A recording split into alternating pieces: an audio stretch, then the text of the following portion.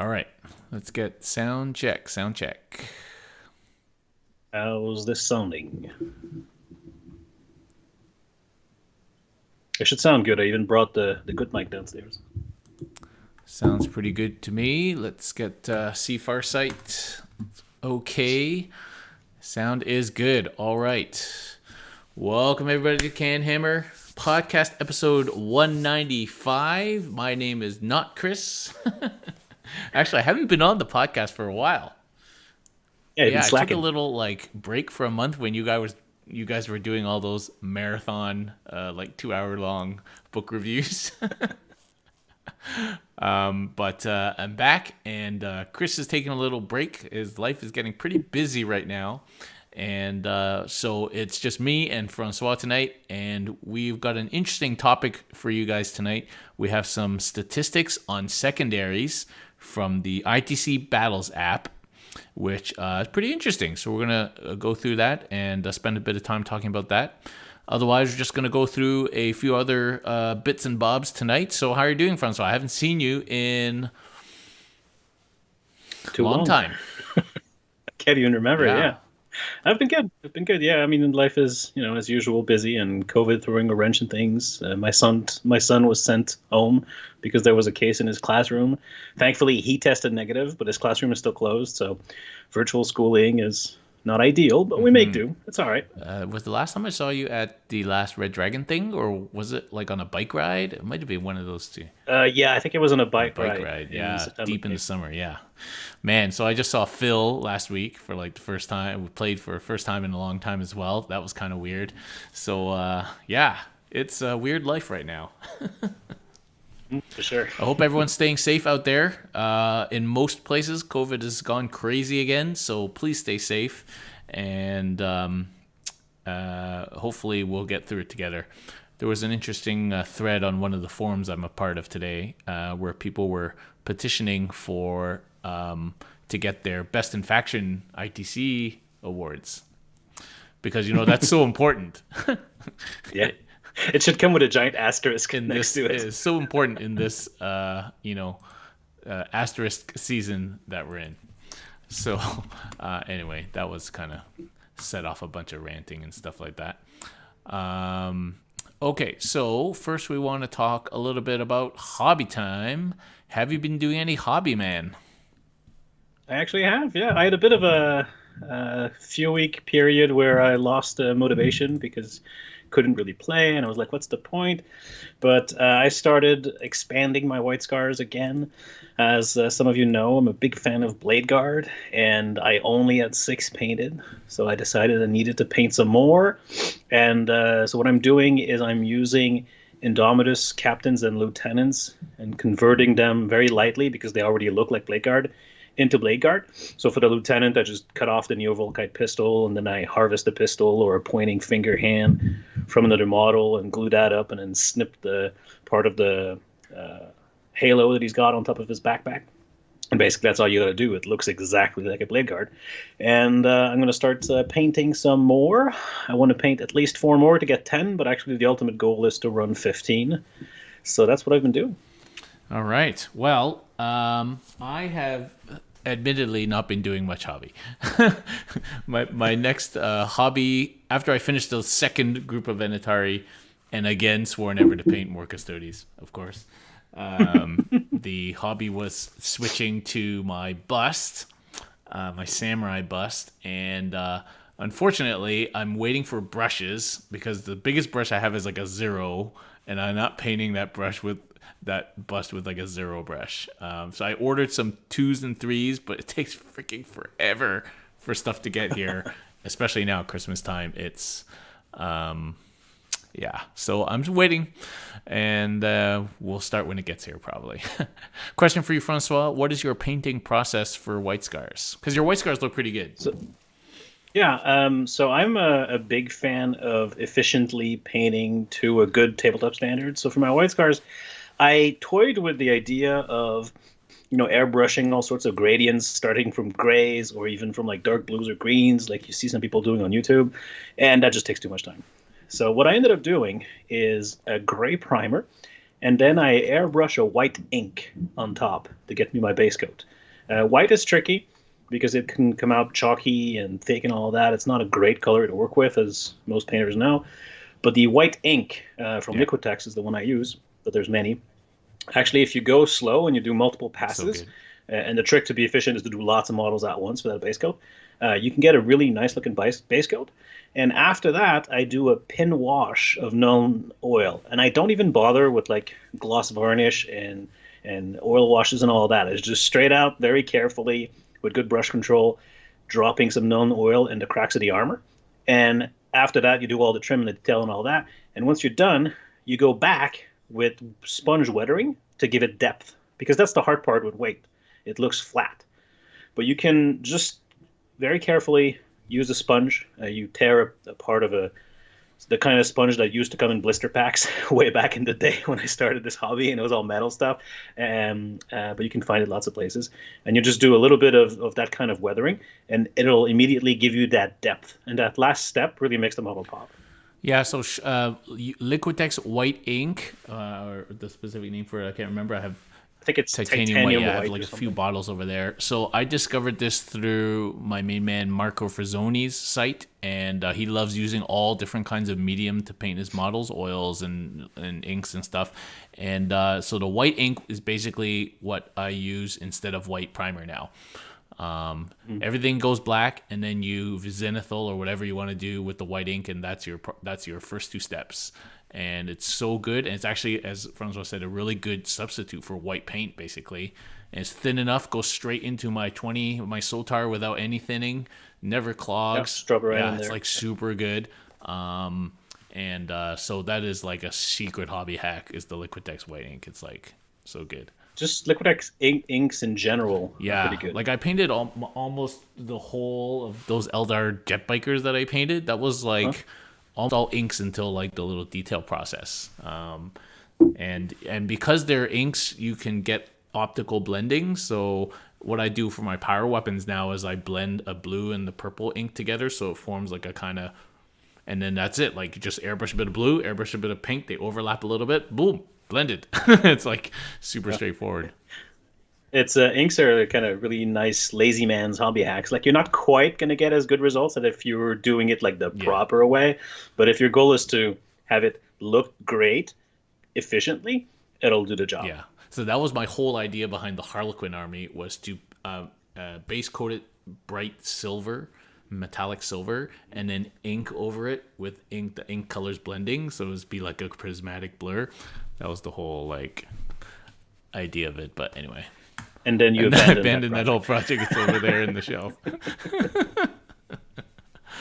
Gareth Chamber, you asked me, you're thinking about doing Custodies for the 2021 season. Any tips? Well, that's a pretty big question. What I recommend you do is to follow along our channel, follow the Tactica series, which is now up to episode 45, I believe, and watch our games and join our Discord, and you'll probably be in a pretty good position to compete when and if ITC season really kicks off. I mean, this season doesn't really count. Well, they just officially canceled Yes, they LVO a couple of days ago. Yeah. I mean, that everyone saw that one coming, I think. Yeah, there was no way that LVO could possibly happen responsibly or be allowed to happen responsibly. And a few days before that, Adepticon canceled. Of course, that's out in March. People holding out hope for like Nova and LGT sort of end of August and September. So we never even started planning CanHammer team this season. Like, it's just not going to happen. But we hold out hope that possibly at mid-August, CCBB 2021 might still happen. So we don't have to axe it or anything right now. We got lots of time, but it started to percolate in our minds that might be the next event we have up here, which would be cool. I don't know if the border will be open by then. who knows? It might be an exclusively Canadian Who event. knows?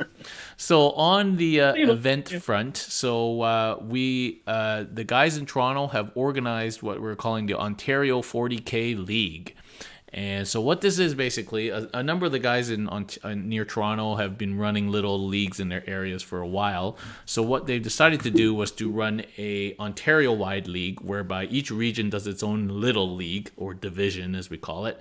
And then at the end, the winners of each division are going to get together and play an invitational tournament that we might be able to host at CCBB actually. And then so each division will play a season, and a season is basically just a GT, basically like 5 or 6 rounds played out 3 weeks each, so people have time to get their games done. And so it is just an idea of trying to build the community back after COVID has kind of sent people to the computers, try and get people gaming again, because for the most part, at least in Ottawa anyway, it's fairly safe to game right now. So that's kind of the idea behind the league. And so we, or myself, or CanHammer, I guess, we're kind of in charge of the Ottawa division. Francois has joined up, and a lot of the usual people around here are part of this. I think we have over 30 people now, which is, I think we're the biggest division actually. And then obviously there's like Toronto divisions, and there's out west, London guys, and Guelph. Then there's Sudbury guys are in it. Then Scari's running the Barrie division. There's a bunch of divisions. And so that's going to be cool. We're not going to start till the springtime at the earliest because of COVID, and we still have a bunch of organization to happen. We've got to write the packs and stuff like that. So it's all coming together nicely, though. So I think it's going to be pretty cool. It's going to be like a $20 buy-in or something, so like really cheap. And we'll probably just run it on BCP. It's just that the round timer is going to be 3 weeks instead of 3 hours. Yeah, it's a good, clever, safe way of running a GT equivalent. I like it. Yeah. So that's just starting up, and so if people are interested in playing in Ontario, well, I guess Francois technically will count you as Ontario, but I'm an honorary Ontarian. Yeah, but if people are interested, then just let us know. Obviously, if you're in the Ottawa area, just contact me. If you are elsewhere in Ontario, you can contact me, and I'll tell you who your representative is. But there's we cover most of the game playing parts of Ontario. Bit out of luck if you're up in like Thunder Bay or something. But what else is new? Okay, so that's the Ontario 40K League, which I'm actually pretty excited about. And it's going to allow a lot of people to start playing again, and that's very cool. So what else do we have to cover before we move on? Okay, there's really no kind of other things to cover. And so we will go on to talk about these statistics. Okay. Oh, the other thing to cover. Sorry. So Thursday afternoon, me and Francois are playing for the first time in a while. He's bringing his... First time since August, I think. Yeah, he's going to bring his filthy white scars. Oh, sorry. They're very clean. Weathered white scars. Against my golden boys, and that's going to be a hard-hitting affair. And I could possibly be tabled after a couple turns. I mean... Well, I mean, you got lots of places to hide on your table. I do, you don't but have so to do let you. my eradicators shoot you. Yeah. So we're going to be playing, and we've already got the mission and everything set out. And the new thing I'm doing is using all the WTC terrain maps, because I think they're actually quite good, and I have enough terrain to make it happen. So I really enjoyed. That was the first time we did it last week against Phil, was using the WTC map for that mission, and I thought it actually really made the game quite interactive, actually. And so hopefully that should be good. And that will be fun, because I haven't played you, Francois, for a long time. I know. We used to in the before time play like every week. Yeah. And you are quite into Necrons right now, but you thought you would spare the viewers more Necrons, eh? Yes, I have been frantically collecting and painting Necrons since Indomitus dropped. I have like 4,000 points, I think, painted since July. You and Nick went like balls deep into Necrons. Yeah.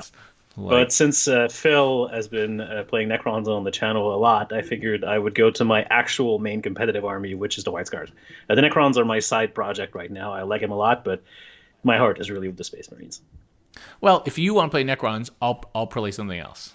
No, I'll play my White Scars. I've already got a game plan in my head. I don't have a game plan. It's scary.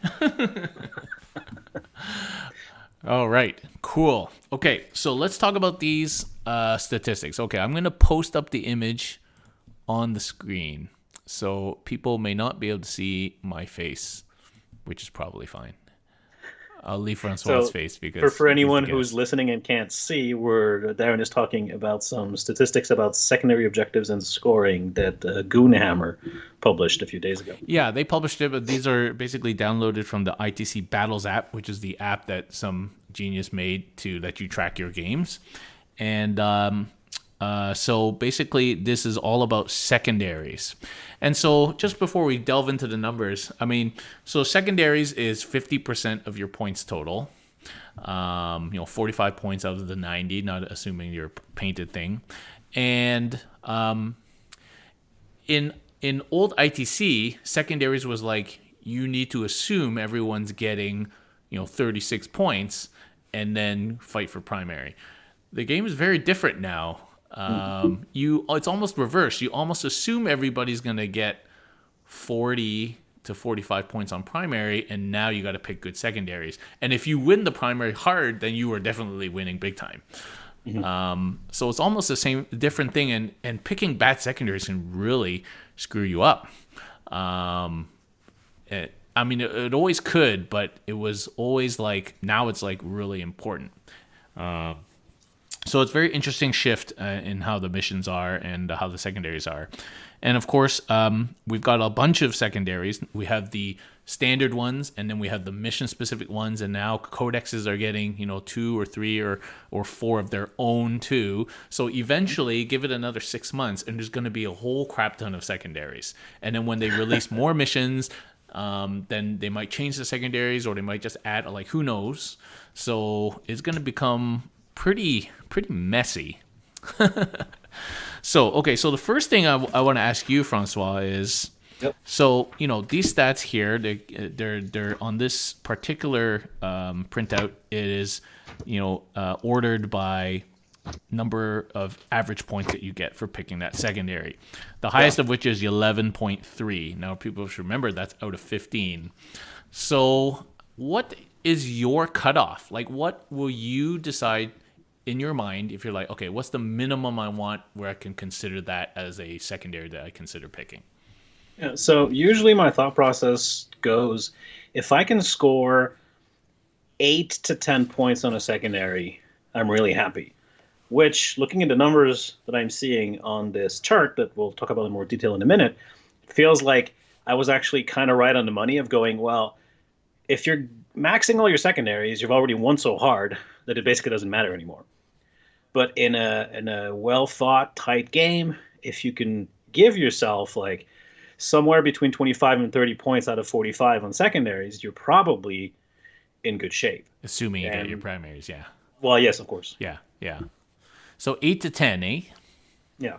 Which is why I really like something like Deploy Scramblers, because it's a relatively easy 10 points. And you go, do I go for something harder, try for the 15, but maybe get less than 10?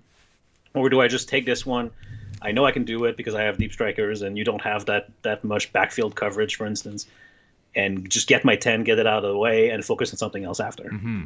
So if you look at this chart and you have a cutoff of 8, that's only like the first 7 or 8 secondaries. All the rest Well, are I mean, below if you 8 look at those secondaries, most of the ones that I tend to pick are up there. actually are Well, that's good. somewhere where.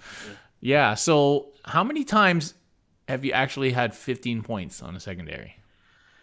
Only when I was already winning so hard that it didn't matter anymore. So there's some exceptions, obviously. If you're going up against a knight army and you don't get at least 12, if not even 15, on your Titan killer, well, you're losing, right? Because you can't really beat the knight's army if you're not killing at least 2 knights out of the, I don't know, 5 maybe that they have. Yeah, and we're going to talk about Titan Hunter because it was only picked 2.9% of the time, which I would assume is just the number of percentages people are number of playing knights, against knights. There's not a lot of knights Yeah, around. but still only an average of 9.5 points. So maybe it's not even that good to pick against Well, I think that knights. reflects the fact that knights are very much an all or nothing army, and some armies have very few answers to knights or will just get tabled hard. Yeah. And so I'm guessing that there's quite a few zeros in those stats. Yeah. So one time I used to get 15, not too uncommonly, was While We Stand We Fight with the army, Yes. with the Telemon and Light Trajan and Shield Captain. It's hard to kill those guys, and so a few times that was like a default 15 points. But then you just lose one of those guys, you're down to 10 already. So, and it's not something I pick routinely now. But otherwise, it's fairly hard to get 15 points unless, as you say, you're already dominating. It doesn't really matter. And actually, looking at this list, I'm actually kind of shocked how bad some of these are. Like, I knew some of them were terrible, but some of them are really terrible when you look at the numbers. Yeah. Okay, well, let's look at some of these numbers. So this is just October and November this year. There's a total of 17,084 times available. So that's basically that's the number of games, because then the number of times things are selected is actually 3 times that number, 51,000. So that means that must be because it's 3 per game, right? So, Right. and just to skip right to the bottom, the Well, average... actually, there's 6 per game because both players select secondaries, so it would actually be half of what you just said. It would be half, yeah. So the average points of all secondaries is 7.3, which is not a lot. That's half, basically. And if you just take, interestingly, the average of the mission-specific secondaries, which are the bright yellows on this picture, that average is only 6.5. Generally meaning that the mission secondaries are not great, except for With a couple notable exceptions. Yeah. And if you read the missions carefully, you generally get that impression from reading those mission secondaries. It's like, it's definitely not the thing you just pick because you have nothing else to pick, because you're probably doing yourself a disservice. The mission secondaries, I think, are poorly balanced because other than the couple that are basically auto takes, because you're always going to get points out of them, they're all bad. Yeah. Before we go into the more general secondaries, we'll just point out some of the Codex-specific ones. Of course, there's only 4 right now, so Space Marines, Necrons, Space Wolves, and Death Watch. The Death Watch ones are all shit, apparently, but granted, they've not been played very much. A grand total of 314 available times, and it's not a lot of people And playing I Death think Watch. people are still figuring out the Death Watch Codex, and that could definitely change. Yeah. The Necron ones are all generally doing pretty well, anywhere from 7 to 9 points on any of those 4. So that's interesting. Have you played with any of the Necron specific ones? I have, yes. I've used both Purge the Vermin and Codes of Combat with my Necrons, and I like them both. Like, they're depending on your army composition. So Codes of Combat, just to explain, requires you to kill things with a noble, which is actually pretty hard, except if you have the Silent King, because what he does really efficiently is kill things. So when I ran the Silent King, I picked this one and I maxed it because my Silent King just was killing things left, right, and center. And if you get desperate, you can charge him in, auto blow it up with a stratagem, and he'll kill a bunch of stuff around him because he explodes for D6 mortals, and that gives you points. Okay. And what's the other one you picked? Purge the Vermin? The other one is Purge the Vermin. It's basically a reverse recon where you get points for keeping the enemy out of table quarters. And it's 2 point per table quarter, but it works with only 1, unlike recon. So you could get 2 points, 4 points, 6 points. And against low mobility armies, it can be really, really great. That's interesting. Okay, maybe Phil should have picked that against me. Okay. Well, that's very interesting. Those are scoring pretty well, kind of 7 or 8 points. And then the one that's been doing really well, of course, is Marines, Oaths of Moment. That is the... that one is almost a note to a take with a Marine. Yeah, so Army. Just tell us what that one does. So Oaths of Moment, you get 2 points for having a unit wholly within 6 inches of the center, 1 point for not falling back, and 1 point for killing, I believe, a vehicle, monster, character, or something like that. So it can go up to 4 if you do all of that. And because of the way that Marine armies are now built, which they tend to all be now centered around kind of really hard to kill Blade Guard. Blade Guards are everywhere. Well, take a unit of Blade Guard, which is super hard to kill. Where do they want to be? They want to be in the center. So you kind of get it by default, that 2 point a turn for just being in the center. And Space Marines don't tend to fall back a lot, with the exception of White Scars wanting to fall back in charge. But even then, you're not going to fall back every turn with your White Scars. So it's quite easy to rack up the points with that one. Yeah, so that one has been picked 22% of the time when it's available. So and that, of course, is Marines being in almost 31% of all these games.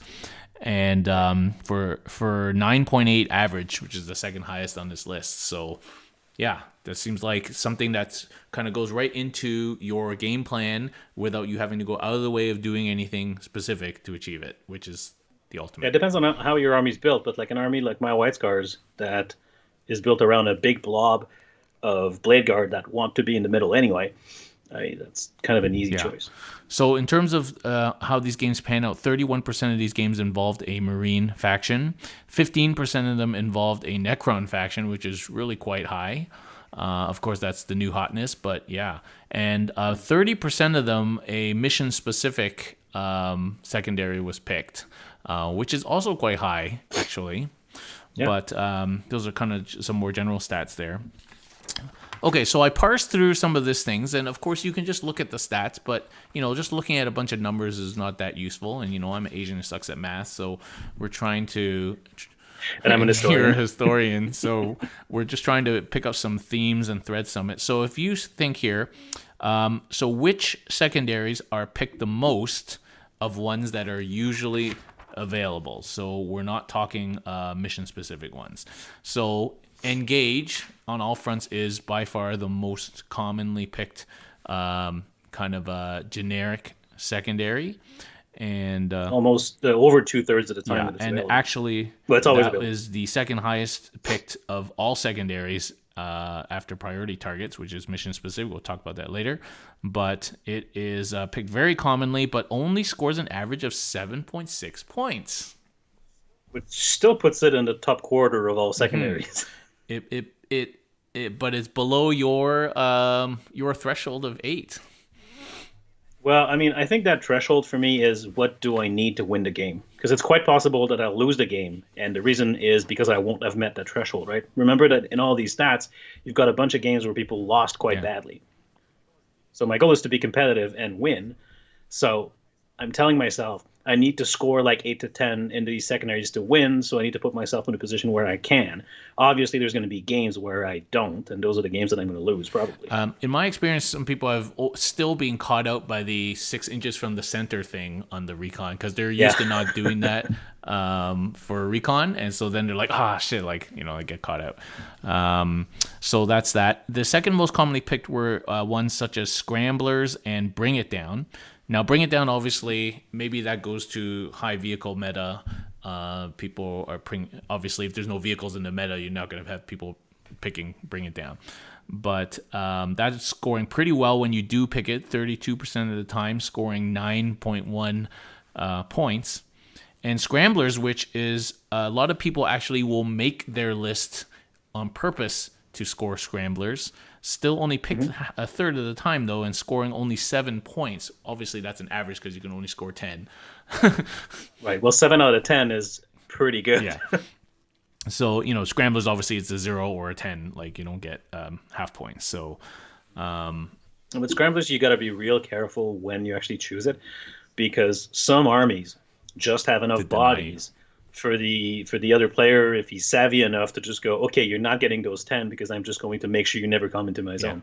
Those 5 Scions that you put in your list specifically to deep strike in my zone, I'm going to make sure that you can't until you have to deep strike outside, and then you can't. Yeah, so after the game against Phil, I realized that my 5 sisters, because it was table quarters, and because of the long edge, you can't come on the player edge, I could have just put them along the shorter edge and blocked him from getting his Scramblers, just with 5 girls. It can be a tricky one. I like it a lot, but it can definitely be and I've certainly been caught out by not achieving it, or having to go out of my way to not do something for a turn in order to get it. So those were the next 2 commonly picked ones. And then we have pretty close together Banners, Grind Them Down, Assassinate, and While We Stand, While We Fight. All hovering around the 20 to 25% mark in terms of time selected. And they're all like around 6.5, like 7. Yeah, points. I think the highest one would be Assassinate at 7.2 points, which is, these are kind of like your third picks, where you're like, I need a third secondary. I don't know what to pick. That's usually when I end up taking one of those. It's like, oh, what am I going to do for my Yeah, third? yeah. Abhor the Witch is obviously quite strong, but only against 6.2% of the time is being picked. So, but when you do pick it, you're going to score a bunch of points with that usually. Yeah. And same with Titan Hunter and And actually, let's talk about those two for a minute here, and bring it down as well while we're at it. These I think are actually quite meta warping, and I'm not sure if it's good. And I think all three of those need to be reworked because they disproportionately hurt very specific armies. So obviously, a Border Witch will hurt psychic heavy armies, Grey Knights, Thousand Suns.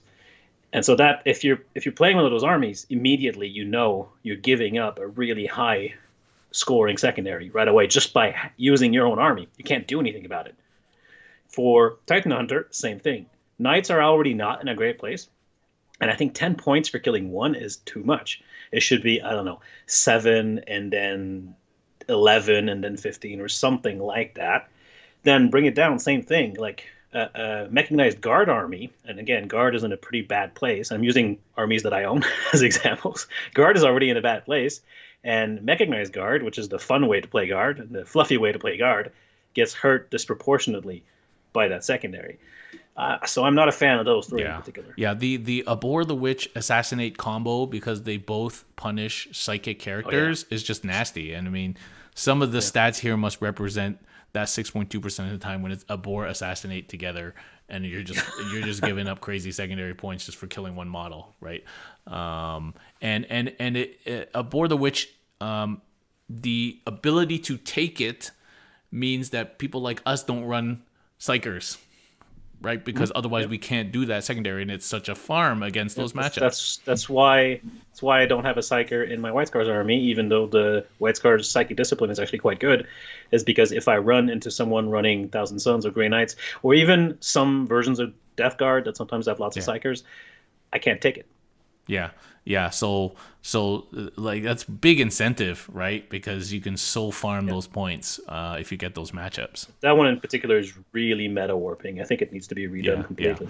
The other two psychic secondaries, Pierce the Veil, Psychic Ritual, not great. Hardly ever picked, and but still score you 7 points, but hardly ever picked. Just generally hard to do. Surprisingly to me, Linebreaker Domination actually getting you a decent number of points, but again, not picked very commonly, probably because they sound scary to achieve. Well, it's also you really need a super high mobility army and to be playing against someone who can't shut you down and react to it. So there's a very specific set of circumstances where that will work, but when it works, it really works. The change to slay the Warlord or cut off the head, basically tank that to only 1.8% of the time and scoring only 4 points, which means you're killing it. So actually, turn 4. That secondary wouldn't be so bad if you didn't have to reveal your secondaries before announcing what you put in reserve. That kills it, because if you take cut off the head, I just say, okay, well, my Warlord's going to be in strategic reserve, and he's not coming in until turn 3, so the max you can get is, I don't know, 4 or whatever. That just makes it worse, but it's already kind of bad. It's already bad, but now it's just really a useless secondary. And then all the action ones are pretty low. I mean, Raise the Banners is the highest, picked 24% of the time, probably by armies that have lots of units, and only scoring 6 points on average, 6.4 points, so that's not great. Well, it feels low to me because my thinking about Raise the Banners is you only pick it if you have easy access to at least 2 objectives, and ideally you pick it on 6 objective maps. And so 6 means if you have 2 objectives in your deployment zone, 6 is only, 3 turns of having it? I don't know. In my head, it doesn't work. But then again, I don't like it that much because I like being able to just move off of the objectives if I need to. Well, it's probably just people that miss playing it, right? And picking when they shouldn't, or forgetting that they have to stay there, or like they end up getting taken off their objectives. But you actually don't need to stay there, but if you're not there, someone can just take it. So that's what it maybe talks not so much about the potential of scoring points with Raise the Banners, but that people are just not playing it properly, or. And I think that one probably suffers from just being I don't know what else to pick, so I'll just pick this one by default kind of situation. And the other 2 action ones, Teleport Homer, Investigate Size, really not great. Hardly ever picked and don't score a lot of points. So that kind of covers all of the the kind of generic secondaries. And if you now pick, let's talk about the mission secondaries. So these are ones that you can only pick, obviously, if you're doing the mission. But the two that really stand out here, of course, are priority targets in mission 3-3. That is the highest scoring secondary, picked 73% of the time when available. Now, keep in mind, it's not 1 out of 9 missions. So, but when it is there and you do pick it 73% of the time, you're scoring the highest 11.3 points on that. And you know what? That feels low to me because every time it's been available, meaning I've played that mission, I've picked it, and every time I've maxed it. Yeah. So I think that's a fairly good one if you're playing that mission. Like, you just take that one, and that's pretty good. Yeah, because basically, as long as you keep your priority objective all game, you max it. Yeah. So unless you get tabled, like you're gonna score mad points there. Yeah. The next one is Direct Assault, which is the mission that I played against Phil last time, which is basically on mission 3-2. If you hold the middle, you get points. And if you happen to hold your opponent's objective 2, then you're going to get 5 points. And that is picked 50% of the time when available and scores 9.2 average points. So again, that's fairly easy. A lot of armies are designed around contesting at least, or really putting force up the middle. And so that seems there's a lot of mid-board action. Yeah, that plays a lot into a lot of what armies are trying to do.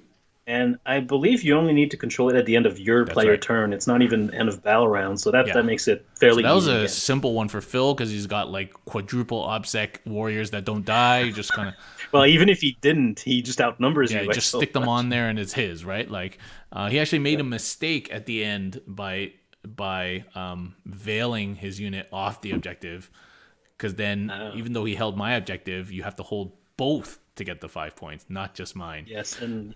And that would have been a tie then, because he only won by 3. There were a lot of swings that would have tied the game in that game for sure, but that was one of the swing points. Yeah. Yes. So for sure that is a easy one to take if that is your game plan in that mission for sure. And then we start getting a lot lower. The next one would be Strategic Scan in the Scouring mission 2-3. That's taken 33% of the time, only scoring 7 points. Is that the one where with the Vanguard? Where you have to, when you do a scan and the number you hold is the number of points you get, right? So yeah, basically it's an action that you do, and I'll actually read it so I don't put my foot in my mouth. I have it in front of me right now. Strategic Scan: 1 or more units from your army can start to perform this action at the end of your movement phase. Each unit from your army that starts to perform this action must be in range of a different objective marker that has not already been scanned. This action is completed at the end of your next command phase, of course. Oh, okay. So you have to scan the different objective markers, and if you scan 1, you get 3. If you scan 2, you get 6. 3, you get 10. 4 plus, you get 15. So on a 6 objective map, if you have the right army composition, getting a 10 there is actually fairly likely. Well, it's only 5 objectives. Honestly, you have to scan an objective that hasn't been scanned. So on a 6 objective, because that's that mission, 5 objective. But still, obviously scanning 4 out of 5 requires you to already be winning fairly heavily. But even if you only get 2, is already 6 points. Yeah. So if you get your 2, basically, that's 6 points. And then if you manage to scan one of the 2 edges in your opponent's zone because you're pushing forward that flank, or maybe the middle, now you're up to 10.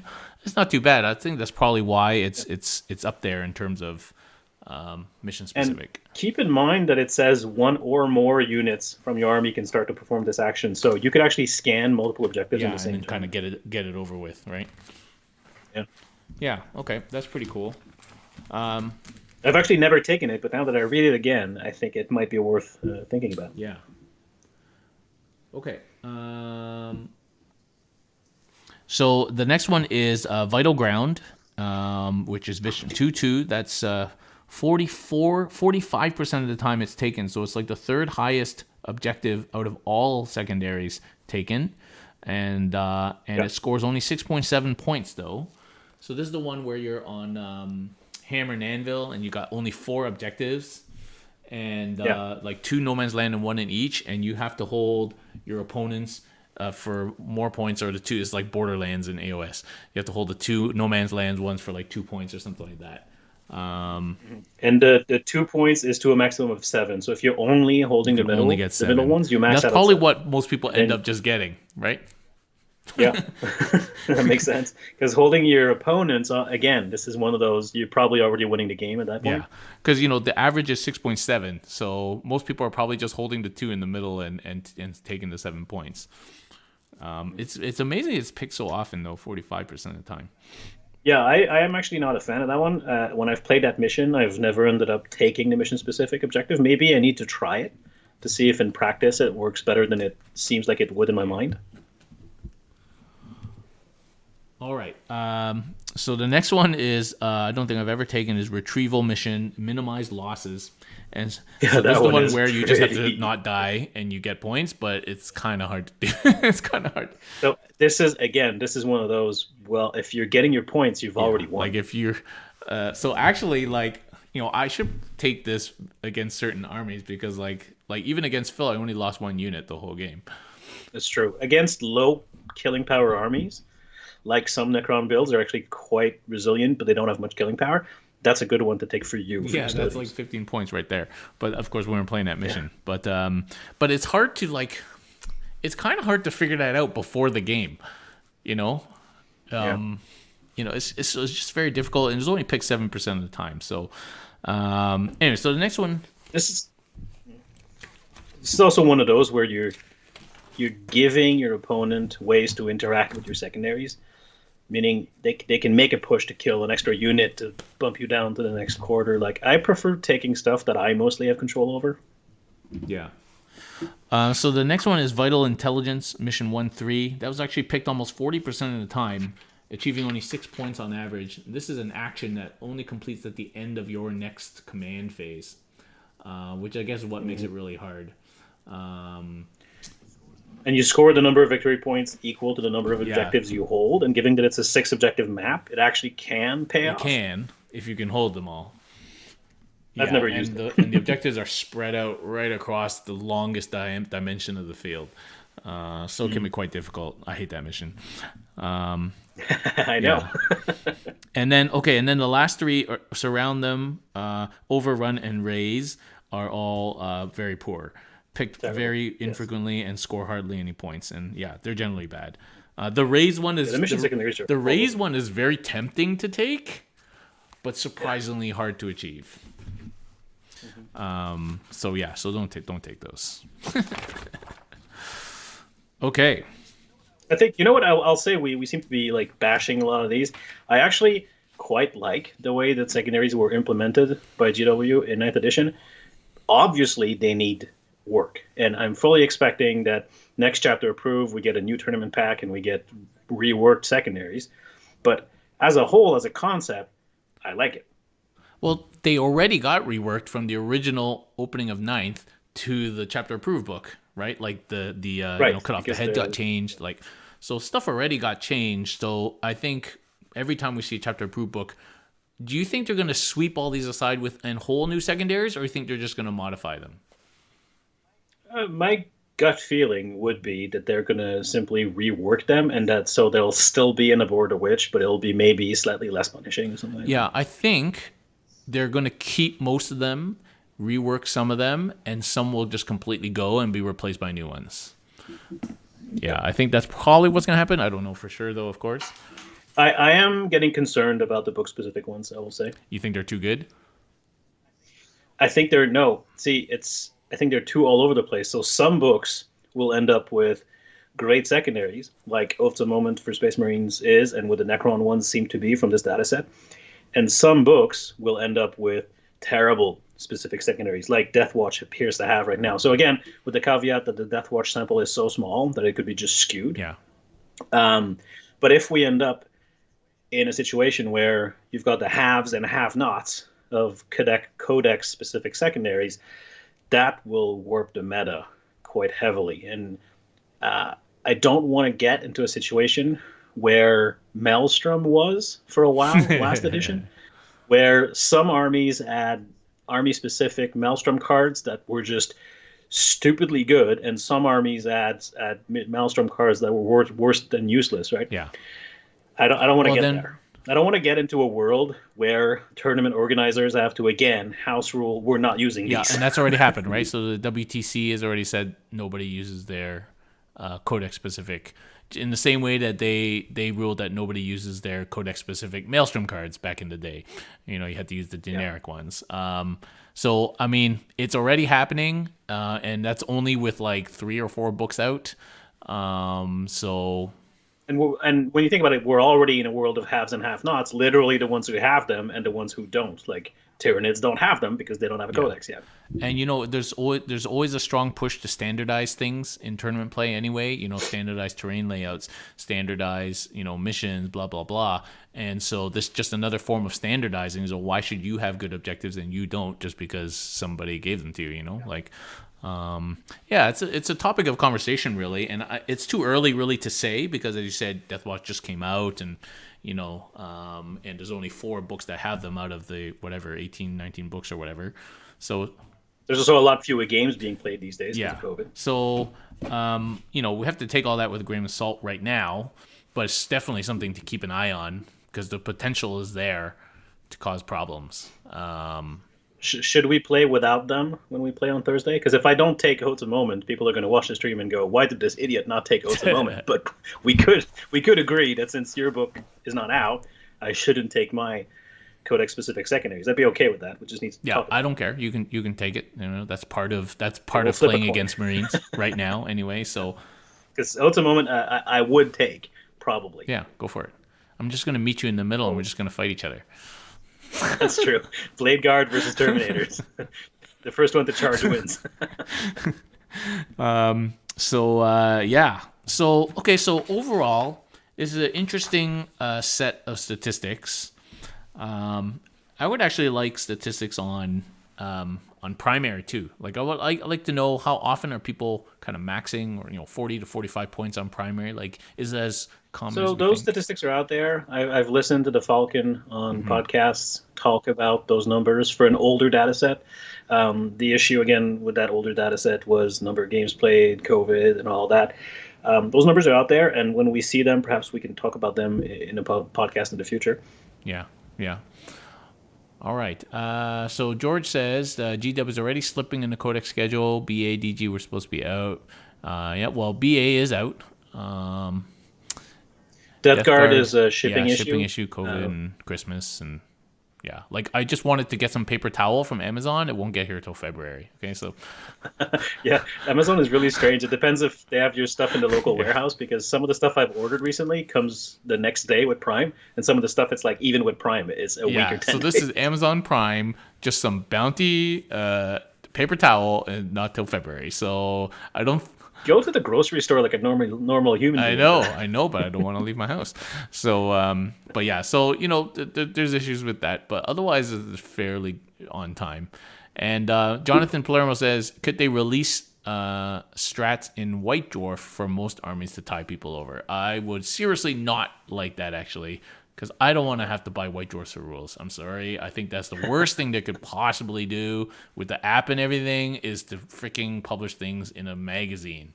So please don't do that. It's so 80s. Don't do that. Yeah. Drip feed is going to skew the meta. Well, that's the way it is. They can't release all the books at once. So, that's just the way it is. Well, they could, but it would be It a would be bad business crazy, yeah. decision. So, Let's remember that GW is in the business of milking our wallets for as much as they can, and drip feeding us stuff ensures that our next paycheck has come into our bank account by the time they shove more goodies under our noses. yeah. All right. So that is anything else you want to say about these secondaries, Francois? I think we've pretty much covered it. Like I said, I do like secondaries as a game design element in 9th edition. It's one of the things I like about this edition. Yeah, yeah.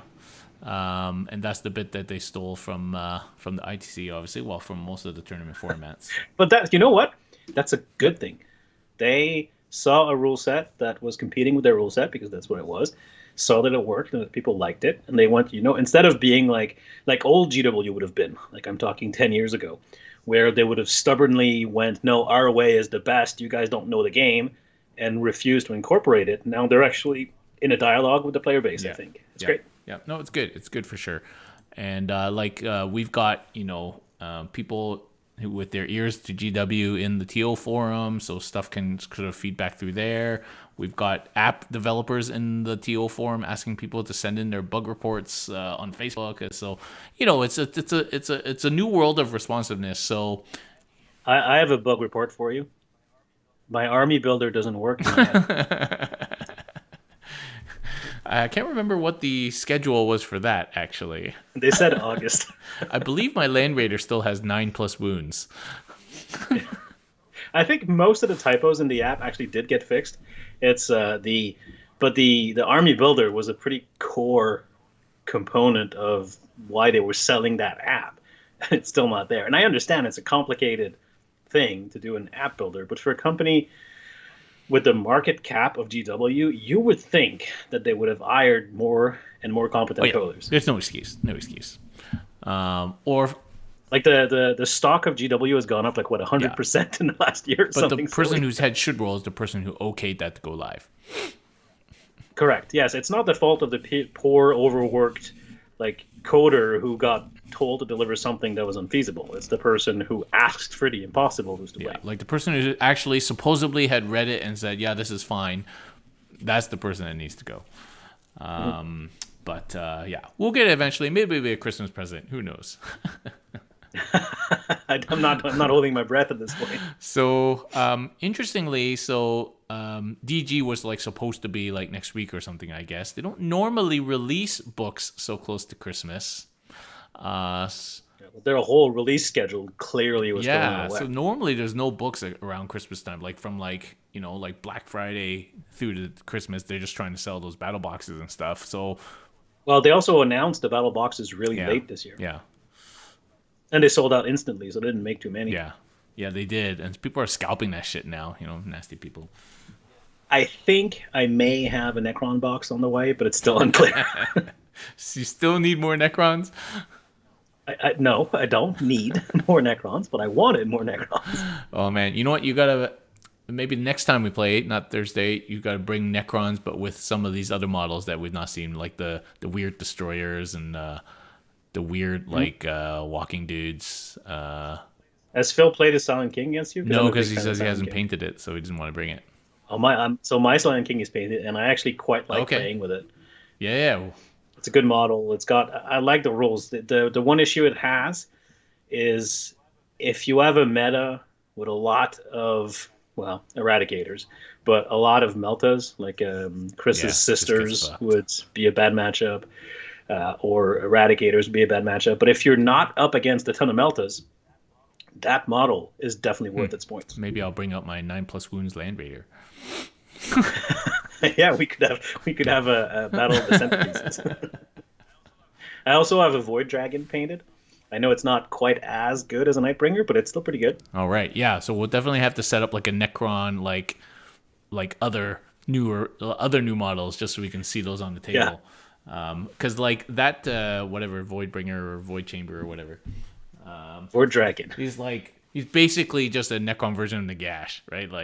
It's almost like the same model. He's great. I really like the sculpt, but the thing about him though is if you line him up next to the other Satan shards, way bigger. He's comically out of scale. Way bigger. Because the other ones are tiny and he's massive.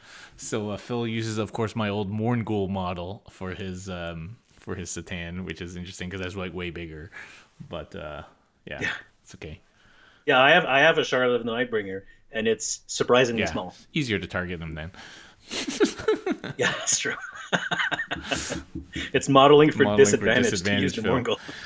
All right. Any questions on the chat? Please send them in, and we will answer them. We've got some questions on Discord we'll go through here. Are we podcasting on Monday night? Yes, we are. We're right here.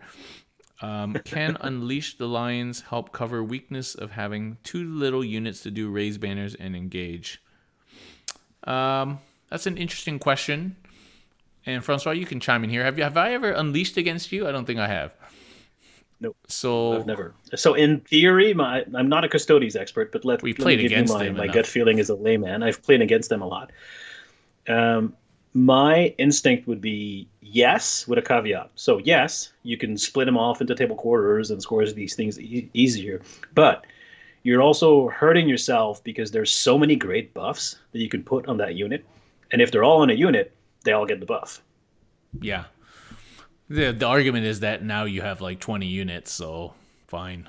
They don't all get buffs. And actually, it would be really amusing to see how a list of 20 Lions Unleashed would do, and I can actually see that a lot of armies would have trouble dealing with that, because then you also run into massive issues of split fires and either under or Yeah. overkilling things. I can definitely see how it Yeah. would work, but it feels like a gimmick from my someone who plays against Custodes but does not own a Yeah. Custodes army kind of Well, point of maybe view. I'll bring it one time, Francois. I got enough Yeah, we should try Terminators. that. See what Yeah, happens. because then you're like, oh, 3 Eradicators, fine. You kill my one Terminator. Yeah, Or you don't, and then you're really pissed off. And it's like, yeah, 5 Inceptors, how are you going to split that? You're like, yeah. that's kind of No, a no, pain. it's definitely tricky. Oh, that's interesting. Yeah, no, that list has been around for a while now. The 10, 20, 30 I saw today, 30 Alaris Terminators. Of course, that takes you 3 turns to split all 30, but that's okay. And if we were still playing every week like we used to in the before times, you'd probably have tried it Yes, by now. yes, for sure, for sure. Okay, how often should you double down on win more secondaries? So, which secondaries would you consider win more? Maybe not the mission specific ones, because I think only those two that we pointed out were probably the win more secondaries. But Yeah.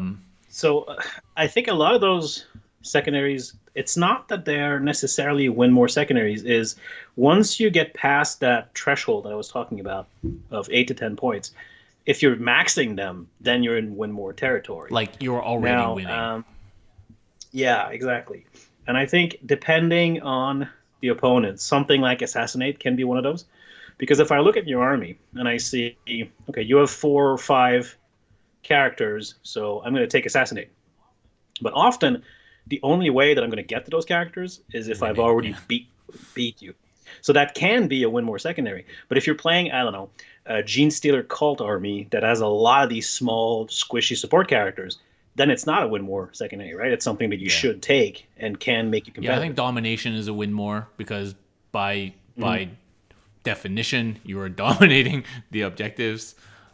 Depends. If you're on a 5 objective map and you have the kind of army that can do it, it can be a good pick, even if you don't Yeah, end like it up keep you in the game, needing right? to It win. might keep you in the game. Yeah, I think actually the exactly. secondaries are all fairly well written. There's not as many like total win more stuff as like ITC used to have.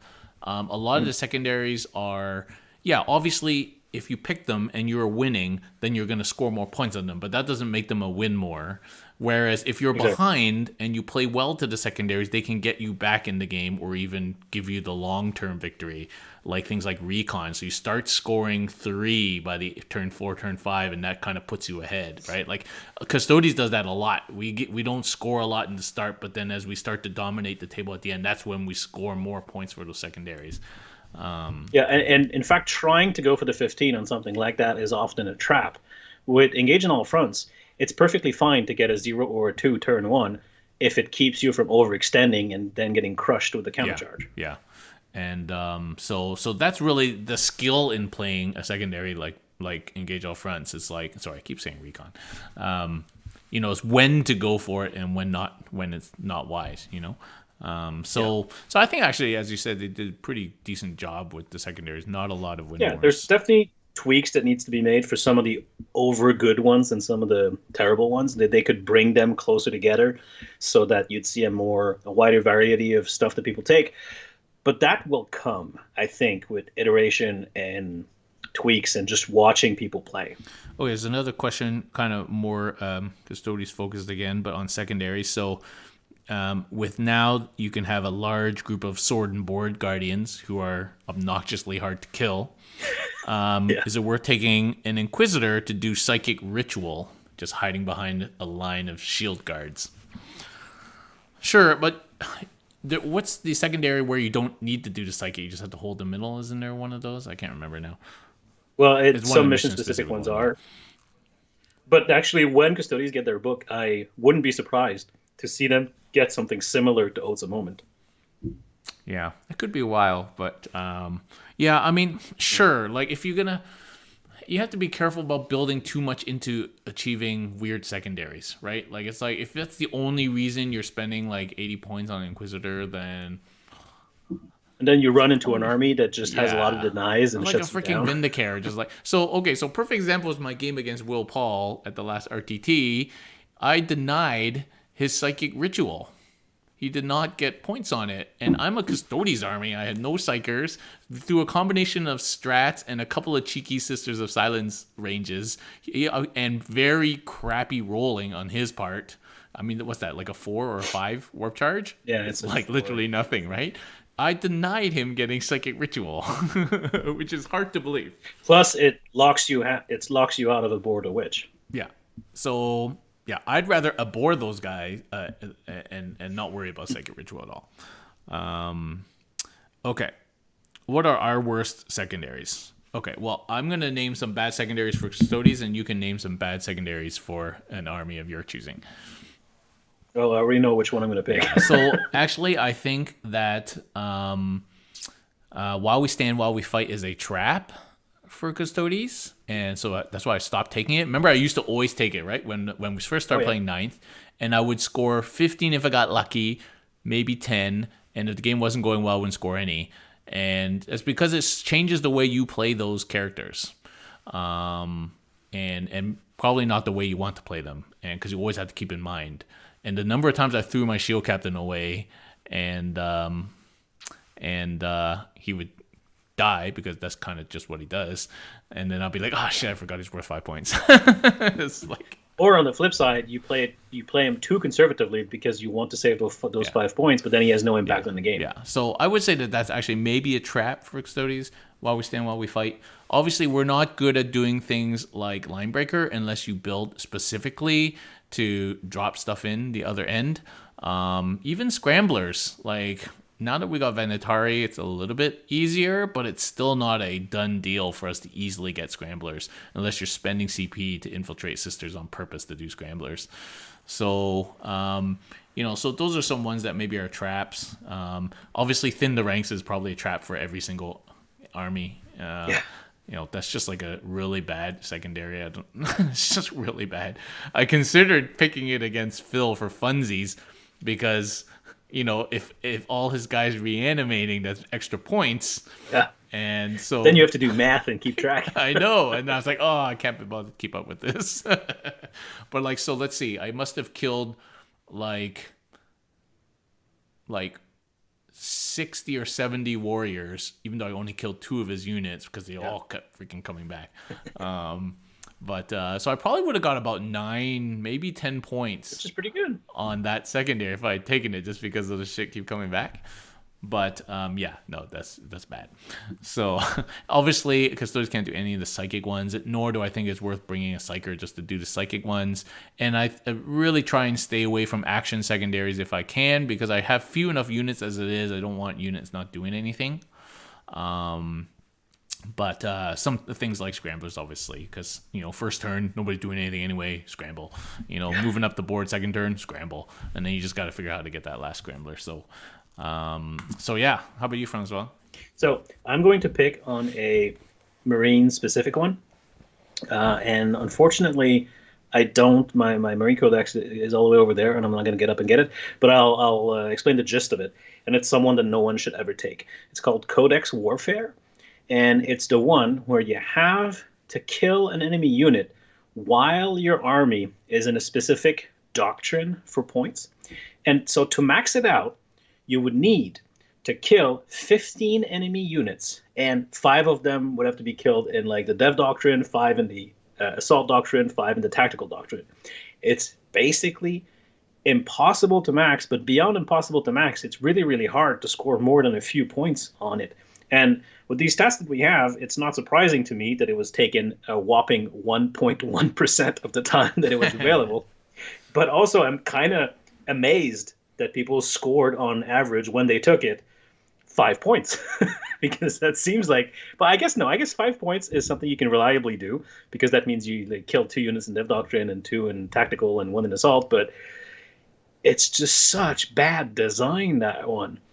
I understand the fluff behind it, the maybe the logic that someone had in their mind when they designed that, but it's just so bad. Yeah, like you're relying on having an opponent that has the perfect army composition that will allow you to kill these units. And when you think about it, Dev Doctrine is only available for a turn. Turn one, it's quite often it happens that you don't actually kill anything. Yeah. So that's just like that one. It's just mind-bogglingly bad. Yeah. Yeah. So Jonathan asked for scramblers. What's the easy way to get the last scramblers? I guess specifically for Custodes. So most of the time by turn 5, you just have an infantry dude in the deployment zone and you can get it. I know it's not a great answer, but that's kind of just how it ends up. Well, because you kind of want to be pushing forward your yeah. army, and often by the end of the game, you have Yeah, units. you in got the like enemy one deployment. Terminator or one Venatari left. He just kind of walks in there and does the scramblers. If you want, you can drop a small unit of Guardians or something on purpose as your scramblers, but then you are relying on the opponent to let you drop in. Same with infiltrating a unit of sisters, although it's easier to probably fit a little unit of sisters, but that costs you a CP to get it done. But those are ways you can specifically plan to get scramblers. Venatari obviously really good at screaming forward and getting things like scramblers, but then you forego their output. So that's you just have to plan to do it. If you plan to pick scramblers, you plan to pick scramblers. And some people, you can build your list a little bit around trying to do scramblers. And you can really only take it against armies that don't have the board presence to deny you, because some armies can. Yeah. So Protoculture saying, yeah, so some people have been allying in Scions because it's really easy just to drop a few Scion dudes and get But, your scramblers. even with as small a footprint as 5 Scions have, relying your opponent to leave a gap in their backfield open is tricky sometimes. Some armies just have enough bodies to zone you out. Yeah. So Phil and his little thrall pancake The crypto dudes, thralls, yeah. like, they're tiny and he's just He two picked of that them. from me because I did it against them with my Yeah, crypto so thralls. that's fairly easy to fit in by turn 3 of almost any army. So, there's those kind of things. So, and if that doesn't cost you a lot of points, then sure, that's like a easy 10 points, right? Well, because you can infiltrate up to 9 power level for 1 CP, and crypto thralls are, I think, power level 1. Yeah. You can have like those and something else infiltrating, and so it's actually kind of neat. Yeah. So if you have 2 units of sisters, that's 120 points, but that's less than 10 power level. That costs you 1 CP, and now you have a couple of units that you can get both your scramblers, your midfield, and your opponents. So that's one way. Of course, they're elites, and that's a pain in the ass, but there you go. Can't have everything, Darren. Yeah. If sisters were troops, your army would be overpowered. No, they wouldn't be overpowered. We'd actually be able to use sisters. You're using sisters to great effect. So what I've always wanted for sisters is the fluff, which is we can put a sister into a unit, like Deathwatch style. It gives us some psychic protection. They're like one ablative wound, and that's how we use sisters. So I usually make fun of your Custodes wish listing ideas, but that one I actually like. It makes sense. That would be cool, right? Like that's how it's supposed to be, right? And Like it would not be broken, unlike everything else you tend to throw. No, like maybe it improves our psychic thing to 5-up against mortals in the psychic phase or something. Sure, like why that. not? Yeah. And gives us the anti-psychic aura or something. I don't know. Like it would be really cool, but like right now, there's no very hard to use sisters because of how they're designed. It's kind of tacked on. Anyway, okay. So that's it for Discord questions. Let's look on the chat here. So expensive models, yeah. While we stand warside forces custodians to take Constitution instead of Unstoppable, makes you blood games, yeah. Thin your ranks, get it great against orcs and hordes. Well, obviously, but I don't know the last time I've seen those kind of armies around. So they're out there, but not in our local. Not in meta. our area. Yeah. If you look at for whatever tournaments have been happening, I don't put too much stock in it because it's weird times, but hordes have actually been doing okay, better than I expected them to at the beginning of ninth. Yeah. So just locally, we still have people who like to play 3 or 4 nights. So and if you're not ready for 3 or 4 nights, you get dunked. Right, Francois? Yeah, for sure. Yeah, like 3 or 4 nights is still a bugbear for custodians to deal with if you're not really ready for it, right? If you just brought a bunch of, little pistols or whatever. So, okay. So that's it for tonight. Thanks very much for joining, Francois, as always.